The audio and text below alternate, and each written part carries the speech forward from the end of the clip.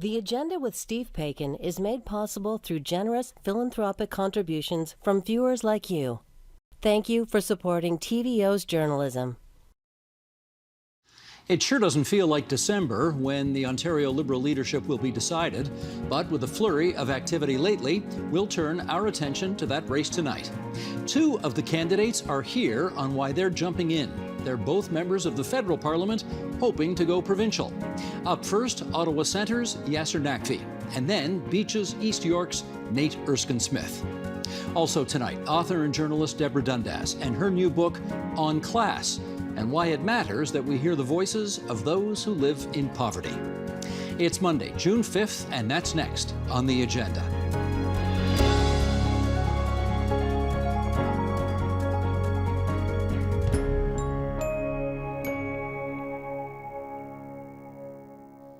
He's had some of the bigger jobs in cabinet: Attorney General, Minister of Community and Social Services, Minister of Labour. But like so many Liberal MPPs 5 years ago, Yasir Naqvi was a casualty of the province's desire to sweep the Grits out of power. A little over a year and a half ago, Naqvi made a comeback into public life, becoming the federal member for the same riding he represented provincially. Now he's decided he'd like to lead a bigger comeback, namely that of the entire provincial Liberal Party.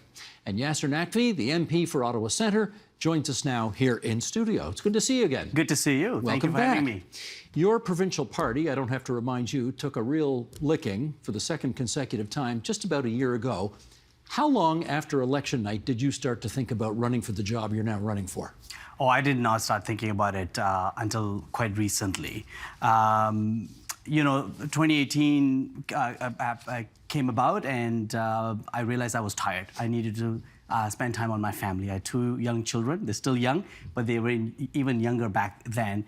And it was important for me to focus on my family and determine what I want to do next. I was in government, in legislature for 11 years. But I really started actively thinking about seeking the leadership of our party sometime around just before Christmas. And just looking at how important it is for us to not only transform Ontario Liberal Party, but really stop Doug Ford from failing Ontarians. The way we're seeing the slipping of Ontario's promise, the kind of opportunities that I enjoyed when I came to Canada 35 years ago, and that's where a lot of conversations starting to happen. Okay, here's my sort of smart aleck follow-up question, which is you want to lead a party that's come third twice in a row, that hasn't even been an officially constituted party for 2 elections in a row, that people joke is the minivan party because the entire caucus can probably fit into a minivan, and a party that frankly doesn't exist in pretty much all of rural Ontario and not much even in suburban or urban Ontario. And you want to lead this party because why? So, when I started thinking about why I want to become the leader of the Ontario Liberal Party, Steve, I keep going back to the 10-year-old me. When I was at that age, I vividly remember that my father participated in the pro-democracy movement in Pakistan. And he was arrested for that, and he spent 9 months as a political prisoner. Both my parents were lawyers. They left good, comfortable middle-class lives, but the status quo was not good enough for them. And then eventually, when they decided to come to Canada, same kind of thinking, which was they wanted a better life for their children. That's my upbringing. I was taught that real leaders never accept the status quo. We always strive for something better. And that's what has motivated me and is driving me to become the leader of our party so that we can transform our party and really listen and engage with Ontarians and focus on making their lives easier to live.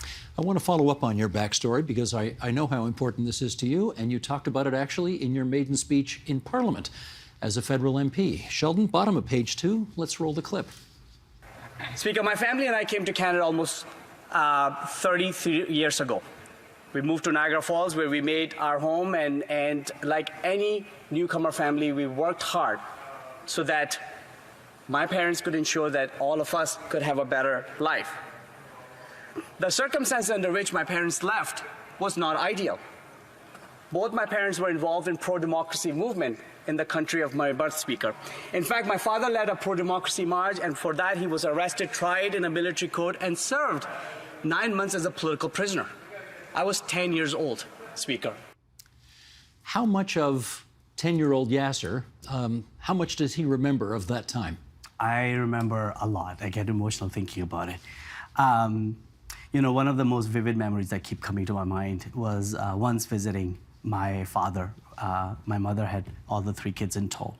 And the superintendent of the jail asked me to come to another room to his office, which is not easy for anyone. And he basically asked me to, if I miss my father, which I said, of course, and said, you know, your father can come home tonight or tomorrow if he signs a letter apologizing for his actions. And I remember standing there saying, well, my father will never do this, nor I will ever ask my father to do that. And that, among many experiences, have been very much part and parcel of me, and hence the drive to be in public service. We feel, my family and I feel very fortunate to live in this incredible country. But what drives me every single day, Steve, was driving me to seek the leadership of Ontario Liberal Party is not to accept the status quo, because we can build a better future, and that's the task I'm at. Your folks are still around, right? They are. In their 80s? My father is 86, he will be 87 this July, and my mother's slightly younger than her, close to her 70s. But they're there and great supporters. And I was just going to ask, what do they think of all this? They've always supported me. I think, as my father will say, well, this is how it was, the course should have been. They've asked me a lot of good questions, as any parents would do. But when I told them this is what I want to do, and it's their fault, they've been incredibly supportive. Can you, and I will talk to Nate Erskine-Smith about this as well, who also has young kids, but who represents a riding in Toronto, and he is vying for a job whose headquarters is in Toronto. I presume your kids live in Ottawa. Yes, they do. And you're vying for a job which will have you doing a lot of commuting to Toronto. Have you figured out how you will be able to negotiate all of that? Yeah, not only just commuting to Toronto, but commuting all across the province. Sure. In fact, since I started the exploratory process, I've been to every 4 corners of the province, and some days it's easy to get to, and some days it's quite difficult, depending on the season and where you're going. But that is the beauty of this province. You know, I'm always reminded how big Ontario is and how diverse this province is. And a real effective leader is just not going to be focused on one part of this province, but in fact will be listening and engaging with all Ontarians, and that's the kind of party I want to lead, and that's the kind of government that I want to build. It requires a lot of compromise. I'm a co-parent, and my former spouse and I have a really amicable, functioning relationship, so we have our time with the children. My #1 job, Steve, is always going to be the parent, and when I'm with them, I'm with my kids. Okay, let's talk a little more politics here. I bet you think that if you won, you'd be the first Ontario Liberal leader who wasn't born in Canada. Probably not the case. Probably not the case. Actually, definitely not the case. There was George Brown, if you want to go back to the 1860s, but there was also Andy Thompson, who was the Liberal leader in the 1960s, and he was born in Northern Ireland, George Brown in Scotland. But I will seriously raise the question with you. Does it matter to you that you chose Canada? You're not born here. Is that, I mean, that would be a milestone if you were to win the thing. Is that a big deal to you? Well, I think what matters is the perspective I bring, and I do bring a different perspective. I do bring the kind of sacrifices that immigrants go through. You know, I just said to you, as you travel this province, you realize how much the province has changed. It continues to grow. There's new people coming, and there's a level of relatability that I have with them, because you know, it was only 35 years ago that my family and I came to Niagara Falls. You know, we've never seen that amount of snow or ice or anything. I was going through some old photos, and almost laughed how new everything was. That level of amount of risk taking that immigrants pursue when they come to a new country like Canada, the entrepreneurism that they bring because they want to build a better life, is something that I'm really driven in harnessing, because there is inherent opportunity for us to really build our province and have a brighter future. Yes, sir, I want you to help me understand this province better, because I've lived here my whole life, and I hear on a daily basis how unjust this province is, how racist this province is, systemically racist, how people of color experience microaggressions and macroaggressions every day of their lives. I hear about it. People tell me about it. But now I see a guy who came here as a 15-year-old kid from halfway around the world and who managed to become the Attorney General, like the top law official in the whole province of Ontario. Which reflects Ontario more accurately? Well, I think, look, everybody has different experiences. What we need to make sure that me becoming the Attorney General of Ontario is just not an exception, that it becomes the norm, right? That everybody, regardless of their background, their gender, their sexual orientation, their ethnicity, their faith, are able to excel. And I think the challenge that I'm seeing in all the conversations that I've been having across the province is that the promise of Ontario is questionable. People are feeling that they're not getting ahead. I continue to meet families who are struggling to find family medicine. I continue to meet parents who find that their kids are struggling in overcrowded classrooms, or young people working 2 or 3 jobs and having a hard time paying for rent or groceries. Mr. Ford is engaged in this privatization agenda where people are more focused right now in saving money for their emergency health care, or maybe putting their kids to private school, instead of working hard and relying on the public institutions, which I think of it as the great equalizer, the kind of institution that I was able to rely on and work hard and be successful. All that is under question right now, and we need to really promise that restore that promise of Ontario. While we're at it, could you tell me the most significant policy difference you have with the current Premier? Well, I think the lack of a plan. The current Premier, I think, is failing to accept the fact that our lives got completely changed as a result of pandemic, and I believe what he is focused on is basically using duct tape to restore back to how things were in 2019, which were fairly leaky to begin with, as opposed to saying what the future of Ontario looks like. How do we make sure that we're building the economy of today and tomorrow, where good paying jobs that are leading in the net zero revolution that will help us not only here in Canada fight climate change, but around the world, the kind of world-class education system and a healthcare system that we need to give, where we really harness the potential of all Ontarians, whether they've lived here from the beginning of times or came 6 generations ago, or just landing at Pearson Airport right now as we speak. That planning for the next 10, 15, 20 years is missing under the current government, and we need to restore that hope for Ontarians. You say it's missing, but this is a government that has also been part of multi-billion-dollar subsidization plans to get VW plants into St. Thomas, a Stellantis plant into Windsor. I mean, that kind of thing is happening right now, is it not? It's happening because the federal government is leading on it. I wonder if the federal government was not at the table, if Mr. Ford will be making the same kind of investments that we're starting to see in building a robust electric vehicle sector here. Remember, this is the same Premier and same government that came into government and canceled all incentives to move Ontarians from using gas-powered cars. They've certainly seen the light on this, that's for sure. Because you've got another level of government that has been leading the charge on it, and they've been following. I want Ontario to be a leader in this federation. Ontario has always been a leader in Canada. Steve, I'm of the belief that when Ontario leads, Canada does even better. And when Canada does better, we have a bigger and better impact globally. Ontario is not leading at the moment. Okay, I'm asking all the candidates who come in here about some of their biggest problems. I asked Mayor Crombie whether or not the fact that she'd had a long history in municipal affairs meant that she wasn't as up on provincial issues as she needed to be. I'm going to ask Nate Erskine-Smith later whether or not the fact that he's never been in cabinet, he's never chaired a committee, he's never been a parliamentary secretary, whether he's got adequate experience for the job. The question, when I talk to Liberals, that I have to ask about you is, you're a guy who's been around. You got elected when Dalton McGuinty was the Premier. You were in Kathleen Wynne's cabinet.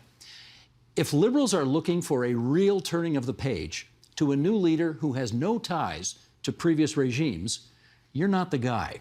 So how do you convince them to take a look at you? Well, so I'm having a very frank conversations with Ontarians that includes members of the Liberal Party and a lot of thousands of new people that we are bringing into the party, is that my leadership attributes include I'm a team builder. I've led the Ontario Liberal Party as the president of the party.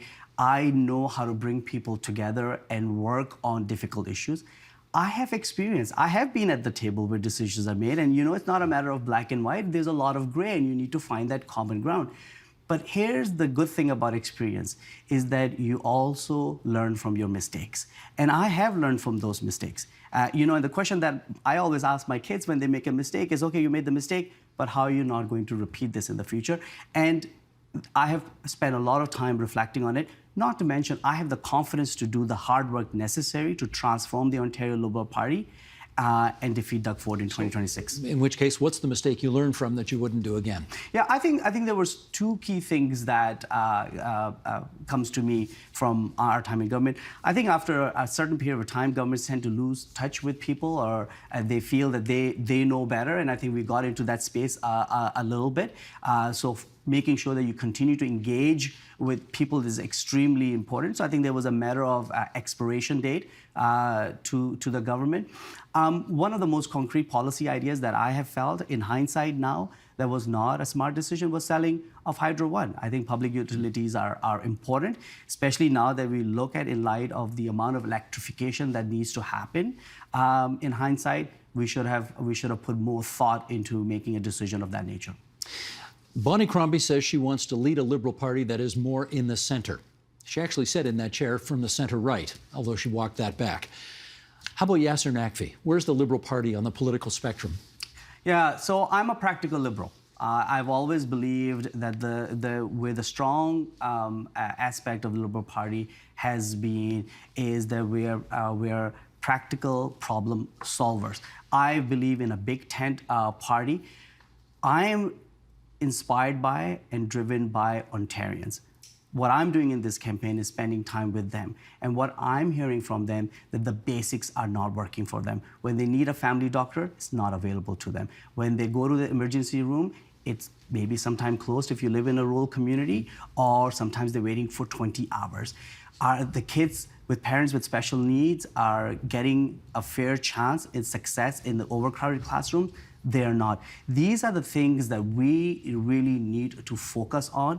We have to be listening to Ontarians and working on issues that makes their lives easier to live. But the one, certainly I heard many things about your party in the last election, but one of the things I heard the most was the Liberal Party now seems indistinguishable from the NDP. They're both left-wing, progressive, social justice-oriented parties, and I don't see much of a difference between the two.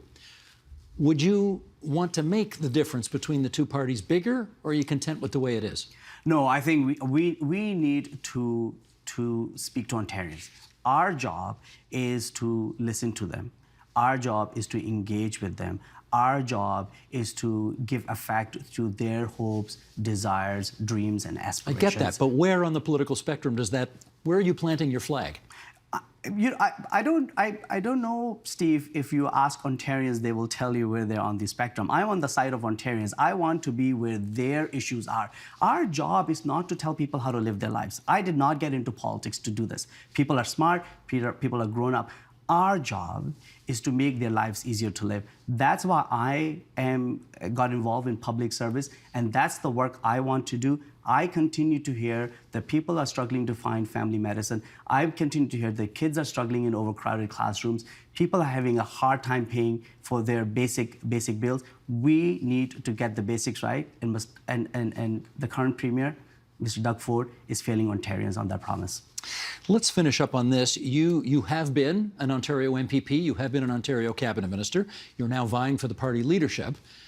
If you don't win the leadership, do I assume you just go back to Parliament Hill and you continue to serve as an MP to the end of your term there? I have made a commitment to my constituents of Ottawa Centre. They have been very kind to me. They have elected me since 2007. As their member of Parliament, of course, I will continue to serve them. Even as I'm pursuing this leadership, my commitment to them is that I will be working hard for them. Well, hang on. You were 2007 at Queen's Park, but you've only been on Parliament Hill for a little while, for a year and a half or roughly, right? So if it doesn't work out for you vying for the Liberal leadership, I guess what I'm wondering is, are you now announcing your newfound commitment to returning to Queen's Park regardless of whether you win or lose? Well, my focus is to become the leader of the party, so that we can start the work of rebuilding the party, of transforming the party. That's the most important work. There's some really good candidates running, which is a really good thing to have a competitive race. I think is extremely, extremely important. I will be putting forward my ideas. I will be engaging with Ontarians and learning from them. And if I am given the honor and the opportunity to serve as the leader of the party, I will be focused on ensuring that we defeat Doug Ford in 2026. Well, I presume at some point we're going to have all of you in here for an all-candidates debate, so I look forward to seeing you and the rest of them then. Thank you for having me today. Thank you for coming in. That's Yasir Naqvi, Liberal leadership candidate for the Ontario Grits. He's the current MP for Ottawa Centre. Thanks, Yasir. Thank you.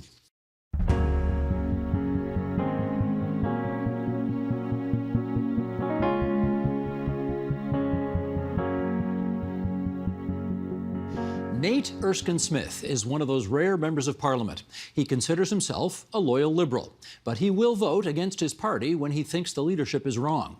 That's ensured two things. First, he'll never be in Justin Trudeau's cabinet. And second, he gets a lot of props from people who aren't necessarily Liberals. In any event, it's prompted Erskine-Smith to take a look at the vacant Ontario Liberal leadership post. And in fact, he was the first candidate to toss his hat into the ring. And the MP from Beaches, East York, joins us now here in studio. It's good to see you again. Yeah, thanks for having me here. Thanks for coming in. Your provincial party, as we all know, suffered a second consecutive devastating defeat about a year ago. How long after election night, when you saw the carnage, did you think, maybe I need to look into that job? Shortly after, it quickly occurred to me that I was turning 38 that month. And I'd been the night before with Mary Margaret McMahon. We were successful locally, so it was a very odd experience where we put so much into that local campaign and supporting Mary Margaret. She put so much into that campaign, we were successful. And then you look around across the province and there wasn't that same success. And it occurred to me that I've had 7.5 years now in Parliament of making a difference and helping to shape the government's agenda, of doing politics a bit differently, and really building a strong political organization. And this is where I could make a big difference. But I also understood that the province is a big place and there's a huge amount of geographic diversity, and so I set to travel. And I've been to 60 ridings now, and that's where I needed to land before making the official decision. If you hadn't been on the outs with the current Prime Minister's office, which I think we can put it that way, I know you guys get along okay, but yeah, we get along, yeah. You get along, but if you hadn't been on the outs, is this something you probably would not have taken a look at? No, I think unquestionably, regardless of circumstances in Ottawa, I'm motivated by that core question of how do you make the biggest difference with the time that you've got? And I left law for politics 10 years ago now in answer to that question. We had a Liberal Party in third place, needing that generational grassroots renewal. And we had a really frustrating Conservative majority government that was quite cynical, I think, at times. And we face all of those same parallels at the provincial level. And so how can I make the biggest difference with the track record that I've got?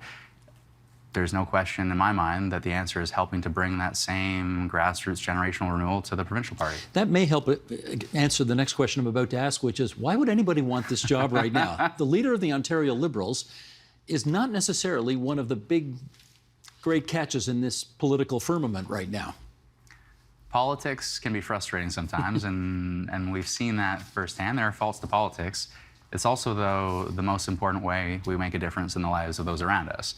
And my first experience in politics was actually at the provincial level. It was with my parents, who were both teachers on the picket lines in the Harris years. And you see firsthand, for better and in that case worse, the difference that politics can make.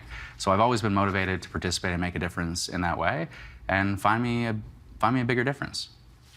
One of the things that I think has distinguished you from a lot of other members of Parliament is that you seem to try to reach out to all sides. And I raise that because 5 years ago, you were in this studio on this program talking about why you were prepared to participate in a TVO show we were doing called Political Blind Date, which you appeared on with a Conservative Member of Parliament from Alberta. Here's what you had to say at that time. Sheldon, if you would, roll the clip. One reason I got into politics in the first place is this distrust people might have in politicians, and we repeat the same talking points, or that's the view of it. And to enter into a world and be part of a program that tries to get beyond that, I think is how we ought to reflect ourselves to Canadians. That was you with Garnet Janis. Now, here's the question. You can say that when you're sort of a government backbencher and not too much in the spotlight, unlike, say, senior cabinet ministers. But if you become a party leader, Nate, how do we know that you're not going to be just another one of those guys who turns into a guy who reads his talking points and has got to say the right thing at the right time and all of that? If I am, then you shouldn't vote for me. And my general view of politics, I've already expressed it, it's the biggest way to make a difference. But if people are going to believe in that same possibility of politics and trust in the possibility of politics that I want them to trust in, we've got to act with integrity. And across party lines, I think it's important we work together, but more than anything, I think we have to deal in good faith and deal honestly. And if we are going to encourage people to participate in our politics and to see the answer as participation, then we're going to need to ensure we have strong grassroots politics. We need to make sure there's strong accountability to that grassroots, make sure we have strong local representatives who are going to speak truth to power and speak their minds on behalf of their communities in the way that I've done over the last 7.5 years. And if you're going to bring serious people into politics, if I'm going to ask someone like yourself or others to leave their pay, their privacy, and their family life, and then I say that to them, but you're going to have to vote how I tell you to vote, and you're going to have to recite the lines I tell you to recite and deliver the speeches I tell you to deliver, how many serious people am I going to attract? That is so much of what politics seems to be nowadays, though, for not, occasionally for better, but oftentimes for worse.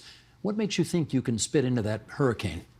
I knocked on doors in 2015, and I explained to not yet constituents, but soon-to-be constituents, that I want to make a difference through politics, that I believed it was a noble profession and we need to build trust in what we do, and that I believed in the Prime Minister's commitment to do politics differently and for your votes in the House of Commons. And I had people laugh and chuckle and, they sort of pat me on the back, say, oh, you naive 31-year-old, you don't know what it's like, and you'll figure it out.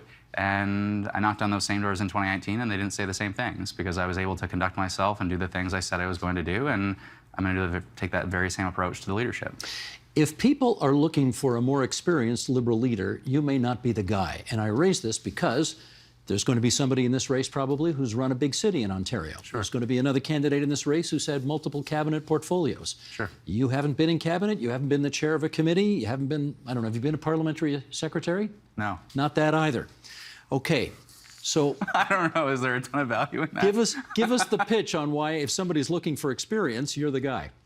Well, I was a commercial litigation lawyer before politics. I had success there. I studied politics and law for a long time between Queen's and Oxford, but I can tell you, someone introduced me as a lawyer the other day and I said, well, I've been a parliamentarian longer than I was a lawyer. And when I look at the federal experience, not only do I have a track record of doing politics differently in a serious way, I also have a track record of helping to shape the government's agenda. So when you look at the increase to the Canada Workers' Benefit, we've lifted tens of thousands of people out of poverty. That can track back to a 2016 caucus policy resolution that I put forward. When you look at legislation we just passed this past fall to treat drug use as a health issue, to better address the opioid crisis, divert people out of the justice system and into the healthcare system, that's government legislation, but I drafted it. When you look at pediatric cancer research funding, or whether you look at support for urban Indigenous communities here in Toronto, TASC received a permanent home. When you look at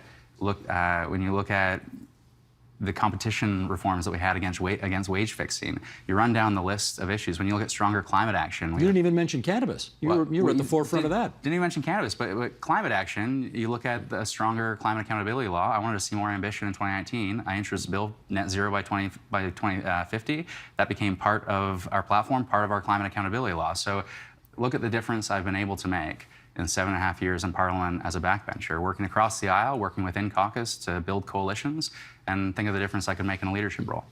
You did mention earlier that you sort of got your introduction to politics by hanging around with your parents who were protesting Mike Harris's education reforms at the time. I am curious, though, as to which political figure, either that you've known or through history, has been sort of the most inspiring or influential on you.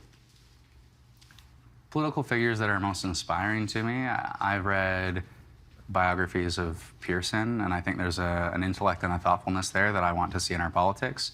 I think the same holds true for Trudeau Sr. He could deal in philosophy as much as retail politics. I think there's a value in that. And in terms of people who have affected me personally, I have been fortunate to lean on the experience of others. I like to learn from other people's mistakes rather than my own as much as I can. And there are those from Art Eggleton to Dave Collinette to Lorna Marsden who have been very kind with their time. How about previous Ontario Liberal leaders? Any one of them that you've cottoned on to?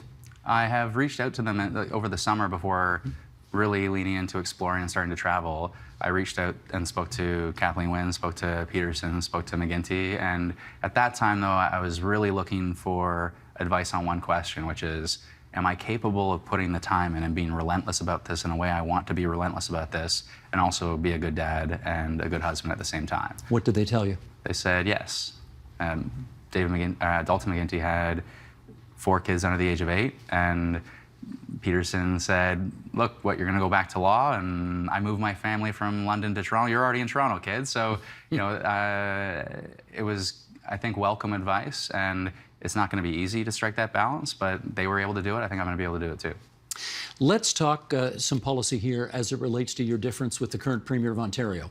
Can you tell us one thing upon which you have a significant policy disagreement with the current Premier? Many issues. So I don't see the seriousness, the competence, compassion, and integrity at Queen's Park that I think the people of Ontario deserve and that I want to see.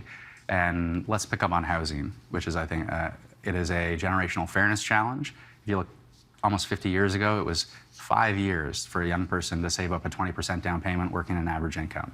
Now it's 22 years across the province and 27 years in the GTA. It is a fairness challenge, obviously. It's also a productivity challenge. Young people are leaving their home communities and they are leaving our province, and that's going to impact our economy. It is impacting our economy. Current Premier would say he's doing a hell of a lot to get stuff built here. The current Premier, I will say some nice things. The current Premier set an ambitious goal of 1.5 million homes over 10 years. The current Premier put together a really smart task force to address this issue and then promptly ignored those recommendations. Because it was right before an election campaign and he was afraid. And is now encouraging sprawl and doing the very opposite of what he ought to be doing. You look at climate, they have no climate plan. No climate plan. When a climate plan means good jobs. You look at healthcare and the lack of competence in managing the healthcare system when 2.2 million people don't have access to a family doctor. Mental health and addictions, they're finally coming around to this conversation because of the death toll on the ground across Ontario, and mayors are screaming from Northern Ontario to Southwestern Ontario, and they're only in fits and starts coming at the very 11th hour when there should have been leadership on that file. You look at education and public education, they are underfunding quality, high-quality public education. I run down the list, and big picture challenges that come up in Northern Ontario, Southwestern Ontario, and everywhere in between that the leadership at Queen's Park is not addressing. Is there a single biggest decision that you think is the worst one they have made? Yes, and it speaks to integrity. So I don't see competence on housing and healthcare. I don't see compassion in our education system and for people on ODSP, and I could run down a long list to describe the competence and compassion that I want to see in government. But we talk about integrity and trust, and when you have a Premier that says, the people have spoken, we aren't going to touch the Greenbelt. We can talk about it from an environmental perspective and the need to protect the environment, but it is an integrity issue. How can people trust in politics and politicians and the promise of politics when we've set the bar so low? And it's 95-year leases at Therm Spa. It's very cozy cash for access Ford family events. But the lack of integrity to the way they do business as a government is problematic for our democracy and certainly problematic for our province. Let me ask you the flip side of that, which is, can you tell me one decision of theirs that you thought was okay and you agree with? I think they have done a good job to emphasize the need to support unions and trade unions. And I think the work that they have done, I was in Sudbury and met with leaders of trade unions there, and the record isn't perfect by any means, but I think they have emphasized the need to support workers and strong, safe, good-paying jobs in a way that past ideologically driven conservative governments have not done. Now, you can say it's probably motivated by the pursuit of electoral success, and I'm sure it is, but it has been a marked difference between the Harris years and the Ford years as it relates to trade unions. Bonnie Crombie was in that chair a couple of weeks ago, and she said that one of the things that she wanted to do, should she be running for Liberal leader and winning it, would be to move the party more into the middle. A Nate Erskine-Smith-led Liberal Party would be where in the political spectrum? I mean, I mentioned a number of the big picture issues I want to address, but at a high level when it comes to values, and I've emphasized already the need for competence, seriousness, thoughtfulness, a strong economic agenda is an absolute necessity. We need fiscal sustainability to advance social progress if it's going to be lasting social progress. We need fairness for those in need, and we need honesty and integrity in everything that we do. And I don't have any intention to leave a progressive federal liberal government to govern from the right of center or center right, or however she phrased it. I was also struck, though, underlying those comments, someone had asked, perhaps it was you, well, what was too far left? And the idea that childcare spending and healthcare spending is too far left is not a liberal position that I would want to occupy. I think it's incredibly important that provinces, which are at the forefront of delivering those services, are investing and adequately funding those services, those public services for those in need. And so where on the spectrum, I would say we are going to be incredibly ambitious on housing. We are going to be incredibly ambitious in tackling climate change. We are going to be incredibly ambitious in looking after those in need, but we're going to have an incredibly strong economic agenda at the same time. Okay, a couple things follow up there. Number one, she's not here, so I'm not going to speak for her, but I think what she was trying to say was the province can't be expected to pay all the bills on things like childcare and education. They need other levels of government participating as well. She did 25 interviews that day, so it may not have come out as well as she wanted it to. No. But does that kind of ring true to you as well, that you're going to need other levels of government to participate with you to deliver those services better? Sure, but we need leadership. It's not a matter of the federal government showing leadership on childcare and the provincial government kicking and screaming, kicking in a little bit at the end. That if you had leadership at the provincial level, you'd have a provincial government that is leading on the childcare conversation. You'd have a provincial government that is leading to advance climate action. You'd have a provincial government that is leading to get housing built, not only market supply and getting governments out of the way, removing barriers, ending exclusionary zoning, but also getting back in the game on building deeply affordable housing for those in need and treat housing as a home first and an investment second. So I'm not interested in any protection or defense of an unambitious status quo. I don't think it's a matter of just changing from blue to red. We need much more serious, ambitious policy to deliver for people. And let me follow up on another thing you said, which is that you still want the Liberal Party under your leadership to be a progressive party. I think one thing I heard during the last election campaign a lot was that the Ontario Liberal Party had become indistinguishable from the Ontario NDP. Yeah. And it's one thing to be progressive, it's another thing in the view of the Liberals that I was talking to, obviously, to be as far left as the Ontario Liberal Party now is, or then was, however you want to put it. Where are you on that question? My experience in running elections in Beaches East York is our main opposition is the NDP. And I cringe every time I hear attacks as against the NDP because, frankly, the opponents I've always had, their hearts are in the right place. I've had good working relationships with those in Parliament who represent the NDP. Do I think that they have the most serious, credible plans to deliver on their objectives? No. Do I see a bit of a back of the napkin math? Sure. And I think that's where we have to set ourselves apart, that if we are going to deliver the Canada Child Benefit, which is progressive policy that's lifted 400,000 kids out of poverty, it's got to be costed, it's got to be credible, and we've got to have a serious plan to deliver on it and how we're going to pay for it. It's an operational, ongoing expenditure. And so you run down the list, and dental care is maybe a good example. The cost has ballooned from $5 to $13 billion. If you'd had a level of seriousness that was put into it from the get-go, as opposed to part of a negotiation at the outset of Parliament to bring stability to Parliament, you'd probably know exactly what it would have cost from the get-go. Let me ask you the direct question. Being a woke to problems that people have in society is a good thing. The word woke has become pejorative in some circles. Are you concerned that the Liberal Party, as it's constituted today, is too woke in the negative sense of the word? I'm not sure. I think it's incredibly important that we find greater common ground. So I don't think it's helpful to find differences where we agree on more things than we disagree. And I think it's better to always focus on bringing people along to the conversation and being effective. And so I'm not interested in scoring points, whether it's tearing a Conservative down or tearing a member of the NDP down. You look at housing, for example. I don't know what's woke about wanting to build more housing and deliver for people in need who are screaming about the unfairness in housing and that they're going to leave our province. You look at healthcare, you look at education, You look at social safety net reform, you look at strong climate action. I mean, I'm not interested in lecturing people or virtue signaling. I'm interested in getting things done for people. In our last minute here, you know, I know a lot of liberals think Doug Ford is, let's just say, not their kind of leader. He has, however, led his troops to 2 consecutive majority governments. Yeah. Do you respect him? I respect the retail politics, sure. I think the perfect politician, in some ways, is not to completely send the conversation sideways, but when I was running my first election in 2015, I represented a community where I grew up and went to high school, and Stéphane Dion joined us, and he was speaking to... Then the federal liberal leader.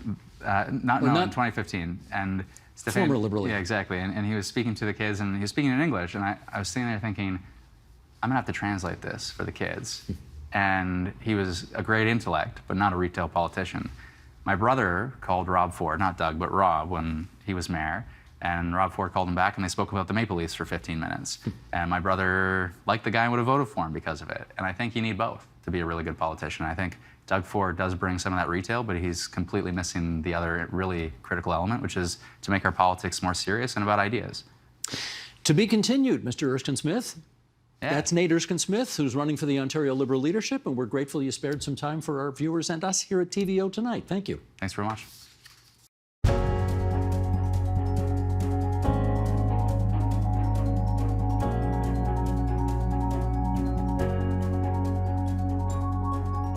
Depending on how you measure it, about 1 in 10 people in Ontario lives in poverty. Most of us don't know what that looks or feels like, but we often make assumptions nonetheless. Journalist Deborah Dundas does know what that's like, and her new book, simply titled On Class, invites readers to learn why hearing the stories from those who live them can be transformative. Deborah Dundas is also the book's editor at the Toronto Star, and she joins us now in the studio of her former employer. It's been a long time, Welcome Steve. back, nice Deb. to see Welcome you back. again. Yes, let's do the full disclosure thing off the top. You and I used to work on a TV show here. Very closely, Studio 2. Absolutely. And we palled around a bit, you know. did, I we remember getting a lift in that cute little car of yours with no top. I had an MGB. You did. An old MGB, and we went to St. Catharines, wasn't To it? see a Stompers baseball game. Absolutely. On It a was so much fun. freezing cold night, and you really wanted to show me how the car How worked with life the was top with down. the top down, yeah. It was cold. Anyways, I raise all that because as well as I knew you and as much time as we spent together, I knew nothing of your background. And I wonder if that was by design. Not everybody knew about my background because why would I talk about it? You know, why would I talk about growing up in poverty? Why would I talk about the little indignities that I grew up with? Because I didn't want to be going back into that life. I wanted to try and create a new life, to fit into a new life somewhere else. But I'll ask you the flip side of the question. Yeah. You ask, why would I want to talk about that? Why wouldn't you want to talk about that? People often talk about their backgrounds, especially with people they work with and know well.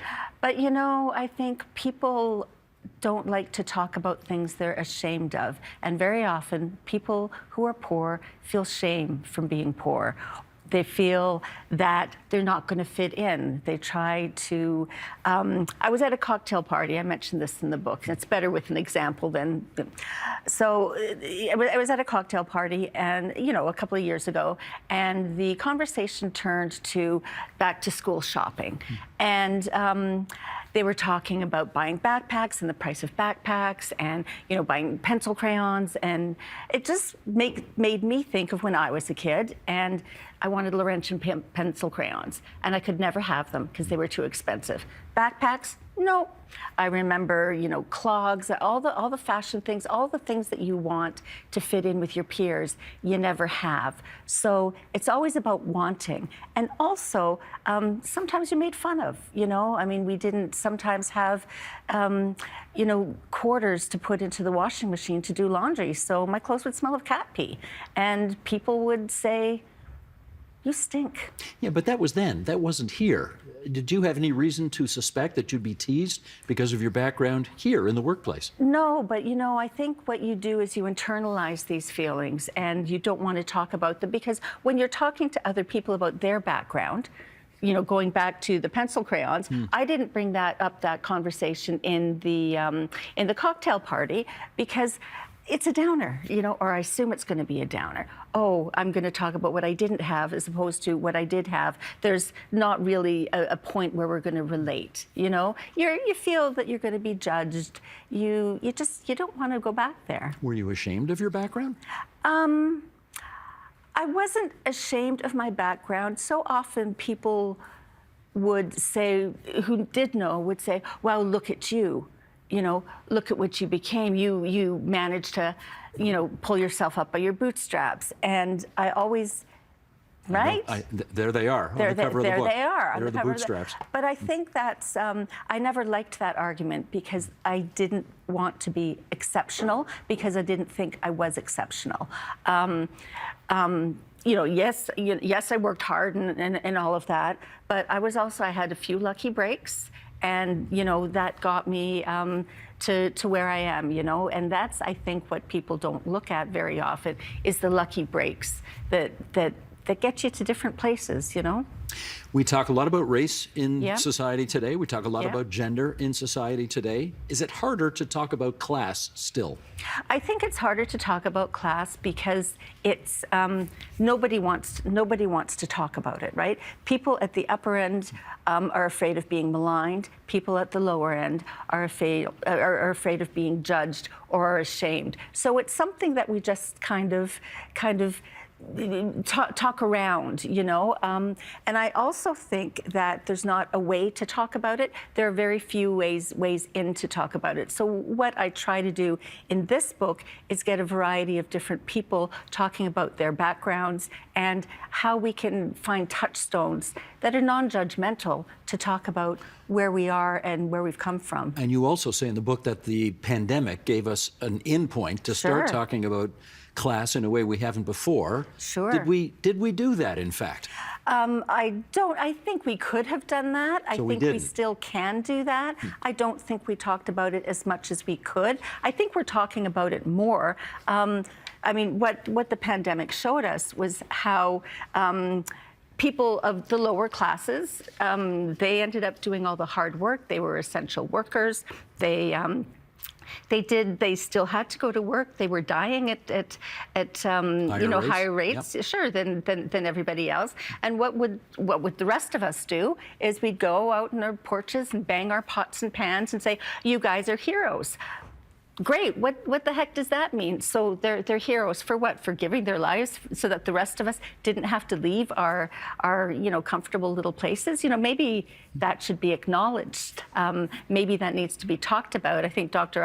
Isaac Bogosh actually said one of the things about the pandemic is how these issues of inequality became much more visible and definable, right? Measurable in many ways. Well, he did say, I saw it in your book, he did say, the pandemic gave us an opportunity to talk about inequalities as it relates to housing and working conditions and overall treatment of people in society. And it happened a little bit, but it doesn't seem to have stuck. No. Now that, I won't say life has gone back to normal. Not quite, but yeah. But, the pandemic is more under control right now. We seem to have sort of, many of us anyway, checked that whole discussion in the background, and we've gone through it.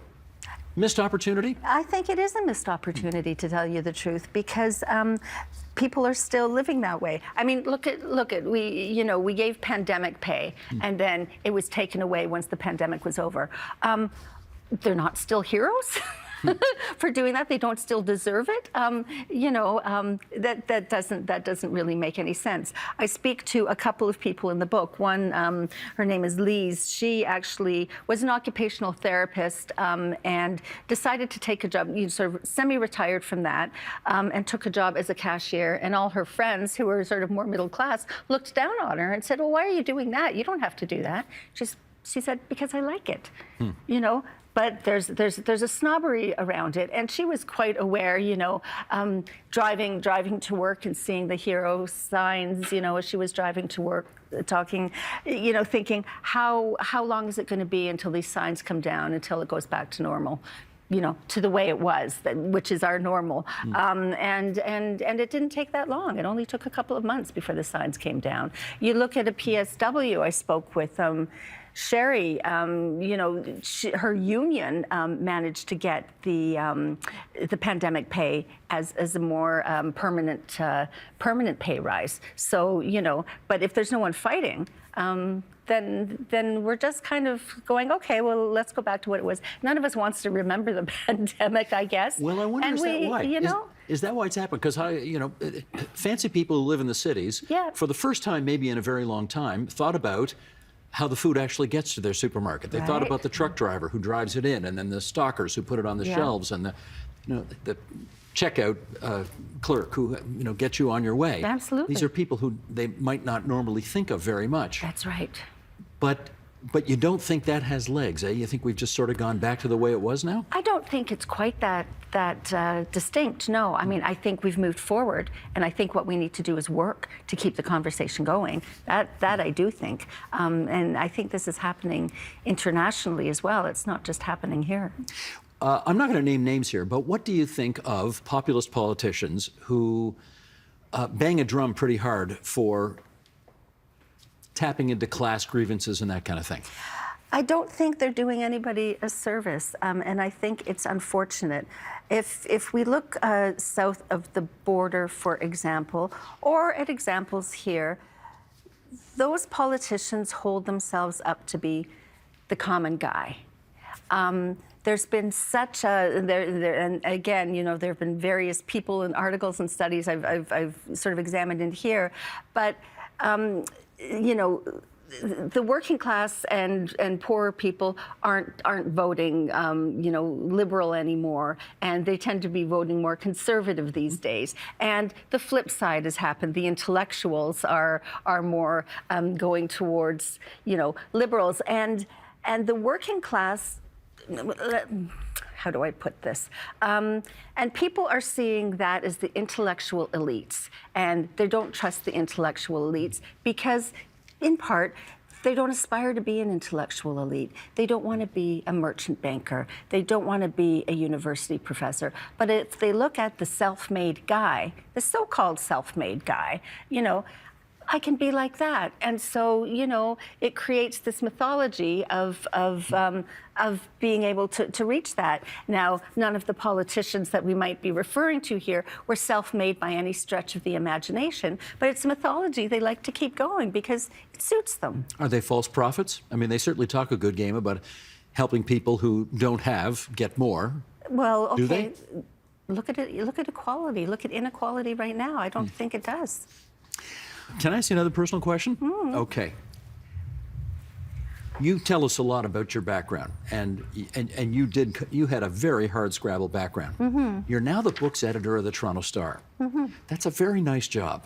It is. And you get invited to a lot of the very fancy pants things in this city that I do. And I wonder how do you sort of negotiate that real dichotomy in your own head of where you came from and where you are, and the fact that I think a lot of the people you probably hang around with now don't spend a lot of time thinking about the people in this book.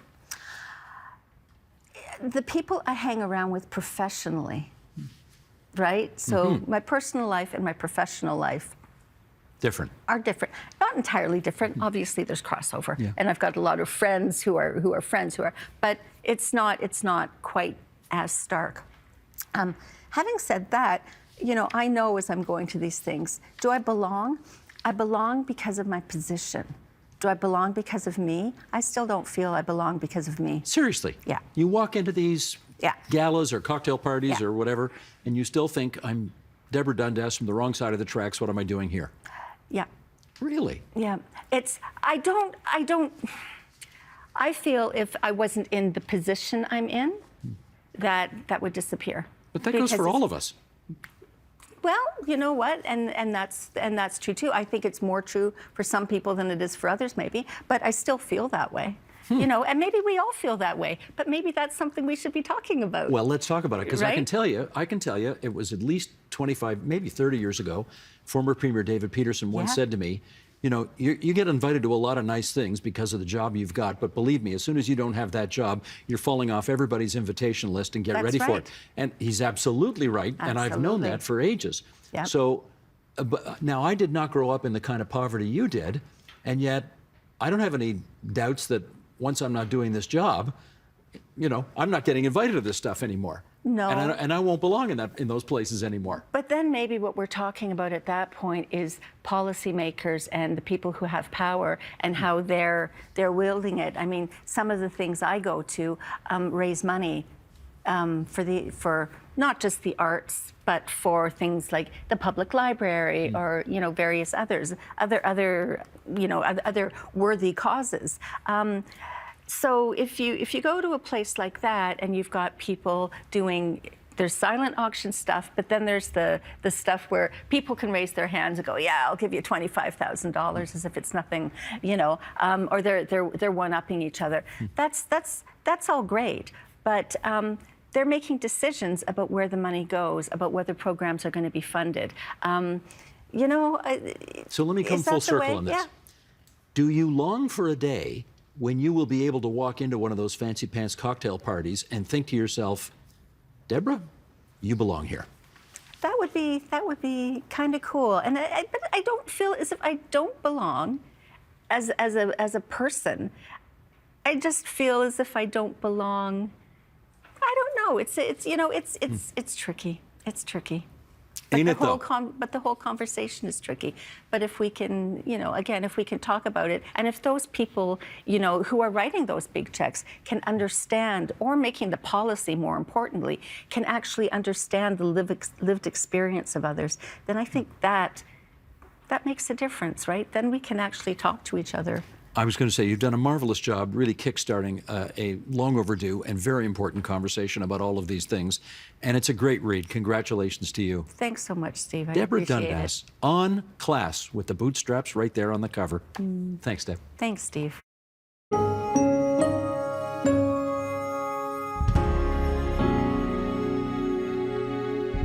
And that is the agenda for Monday, June 5th, 2023. Tomorrow, the incredibly important work of educating children around the world who find themselves displaced and growing up as refugees. Hope you'll join us for that. I'm Steve Paikin. Thanks for watching TVO, for joining us online at tvo.org, and we'll see you again tomorrow. The Agenda with Steve Paikin is made possible through generous philanthropic contributions from viewers like you. Thank you for supporting TVO's journalism.